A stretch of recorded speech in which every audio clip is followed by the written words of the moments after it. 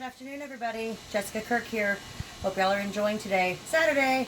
It's hot, but at least it's not raining, and I don't feel it's as humid as usual. There's a slight breeze. It's crazy. Our expectations are a little bit different here in Houston. If it's like under 105, we're excited. It's dumb. Anyway, so I was thinking today, and my husband and I were talking about this. All of these, every time I go to the orthodontist with my daughter, the TV is on there, and it's always on Hgtv. And it's usually showing these home flippers, all these companies where they come in and they show you this amazing profit they got, and all the things they did. They bought a house for $2, sold it for $200,000. It's freaking dumb. So I just wanted to maybe insert a little bit of reality into that, not to be pessimistic, because there is definitely money to be made in buying something that needs work, fixing it up, and selling it. Right? I have lots of investors and lots of friends that do this. Yes, it's fantastic. However, keep in mind when you're watching these shows that they only show the ones they make a lot of money on. Obviously. And that's not every single house. That's not every single time. So, if you're at home and you're thinking like, man, I have about, I don't know, some X amount of dollars I'd like to invest in some real estate, maybe get my feet wet and start out and try, just contact an expert about that. Someone who can tell you, because there's certain things you can do wrong. You can get all caught up in the renovation of something and making it some huge masterpiece, and now you've blasted the cost out of the price range of where you are, right? You bought a house in 3rd Ward, and you put Tiger Eye granite in it. You're not going to get that back. I'm sorry. No problem with 3rd Ward. I love it there. I'm just saying, like, you got to know the comps and what you're doing and what people are buying, and that's where an agent comes in, right? We know that kind of stuff. That's our job. So if you're a wannabe investor type and you're like, man, I know that, real estate is, because I'll tell you, I'm sorry, segue. 15, 20 years ago when I was wondering, like, how do people have money? Like, how do they get money? I just started looking up, like, the richest people in the world at that time, and I won't say the guy's name now because it's a little bit touchy subject. But most people that have, a large amount of wealth, they invested it in real estate. They really did. It's a tangible thing you can make tangible money with, and you're in control of. Not like the stock market where you're entrusting your money with somebody else to do with it what is good. And it's not ever tangible. It's something you can hold on to, right? So the risk reward with real estate is, some of it can be less risky and still have a pretty good reward, I think.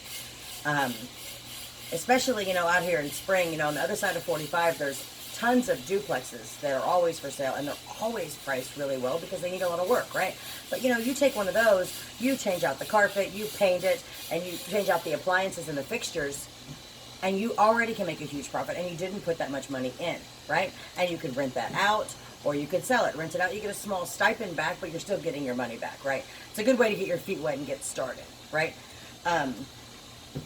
That's what I wanted to say about these HGTV idiots, because it just drives me insane. I mean, they're like, oh, look, and they're always, it's always the same formula. They walk in and the house is gross. Always. Oh my God, look at this, it's disgusting. Well, of course it is. It's not, anyway, it's just, I know everyone says it's great TV. To me, I just watch it, I just cringe. It's just aggravating. It's annoying. What about $1 Million Listing?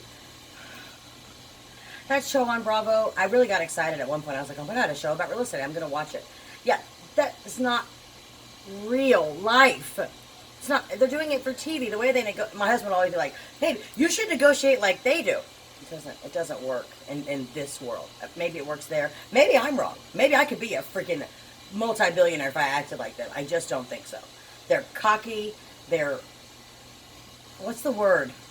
They're pretentious. Oh God, pretentious. Yeah, is there a word bigger than pretentious? Like, can I put that in all caps? They are super pretentious. They're not down to earth. And you also have to remember that because that average sales price in California and in New York is 4 times the average sales price in a place like Texas or Middle America or the rest of the fucking world. Sorry, their commission is a much smaller percentage. And you sell 3 a year, you're a multi-million-dollar producer when you sell 3 a year there, right? For me to call myself a multi-million-dollar producer, it's because I've sold over 25 units in a year. Do you understand the difference? Like, it's because they can say that and it sounds fantastic, but it's quantity over quality, right? And there it's quality over quantity. Here it's quantity, right? So those are those two things.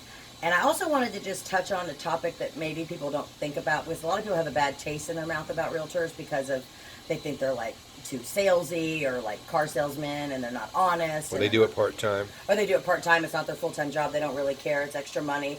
Whatever those reasons are, I can only talk about from my experience. If you see me or if you're interviewing, because think about, first of all, I went on a listing appointment this morning.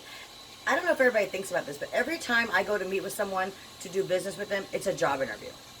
Most people get their job, they stay there 20, 30 years, they've gone on maybe 5 job interviews in their entire life. I've gone on hundreds of job interviews. This is what every single outing is, whether it's the first time I show a buyer their first house or I'm on a listing presentation. It's a job interview constantly having to be judged and gauged, and I'm having to gauge them and what is okay to say and what is, it's a lot. And there's a lot of rejection.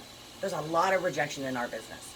So the next time you're thinking some negative thought about some agent that came out to talk to you or whatever, if you don't end up hiring them, first of all, let them know why, so they can maybe work on whatever it is.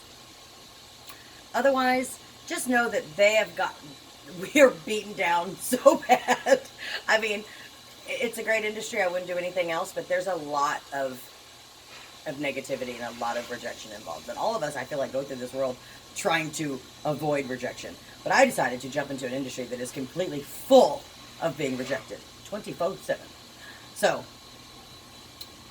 just be nice to us, please. And Hgtv is not real. Neither is $1 Million Listing. I'm real. You heard it here first. Bye.